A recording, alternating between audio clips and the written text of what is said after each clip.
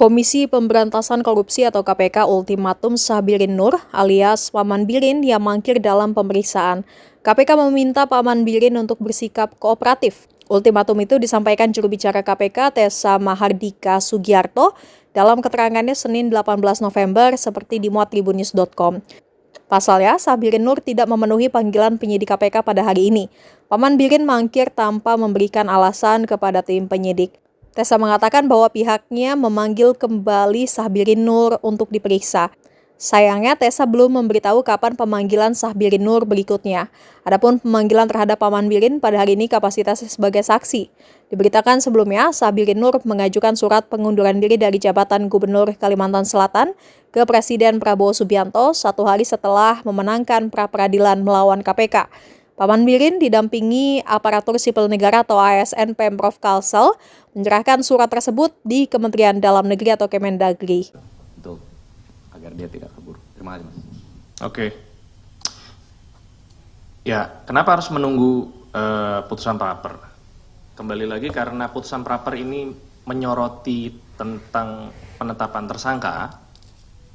Tentunya bila KPK mau menerbitkan sprindik baru lagi supaya tidak ada celah permasalahan nanti di kemudian hari, kita harus proper dan detail.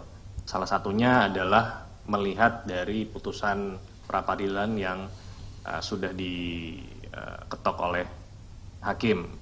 Akan dilihat pertimbangan-pertimbangannya segala macam. Mungkin ada ya teman-teman yang tahu, yang beredar soft copy-nya, tapi tentunya secara lembaga harus benar-benar resmi ya menerima dari pengadilan, dan setelah itu baru dilihat pertimbangan-pertimbangan apa sehingga nanti ke depan apabila akan diterbitkan tidak ada masalah lagi.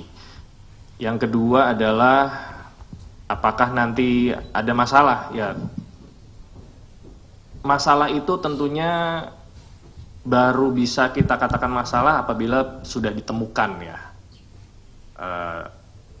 bahwa saat ini yang bersangkutan sudah mengundurkan diri, itu betul. Saya tidak tahu apakah cegah ke luar negerinya masih berlaku atau tidak, apakah itu masuk di materi praper yang ada di pertimbangannya. Nah, hal-hal seperti itu yang tentunya kita harus lihat, dan saya pikir penyidik cukup jeli dan profesional untuk memastikan penanganan perkaranya bisa komprehensif, tidak hanya pemberi saja tetapi penerimanya juga turut ditangani juga. Langkah-langkah apa? Tentunya kami kembali lagi tidak bisa memberitahu secara gamblang di sini, karena sebagaimana yang rekan-rekan ketahui, bila semua strategi dibuka di sini akan sangat tidak bijaksana. Saya pikir kita tunggu aja update-nya. Artinya mau tanya Mas Tessa soal Bupati Situbondo yang kemarin sebenarnya sudah diperiksa atau belum oleh KPK. Kalau memang sudah, apa yang diperiksakan? Nah, kalau belum diperiksa, kapan akan segera diperiksa? Karena kan ini sudah tinggal sekitar 2 minggu lagi mau ke pilkada. Ya. Itu aja sih, Mas. Ya, kayaknya sudah pernah dipanggil ya. Saya sudah mengkonfirmasi, menanyakan kepada penyidiknya. Baru dipanggil 1 kali, jadi bukan 2 kali kalau nggak salah. Baru dipanggil 1 kali sebagai tersangka.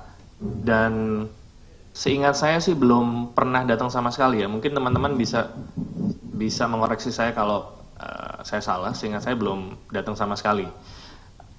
Jadi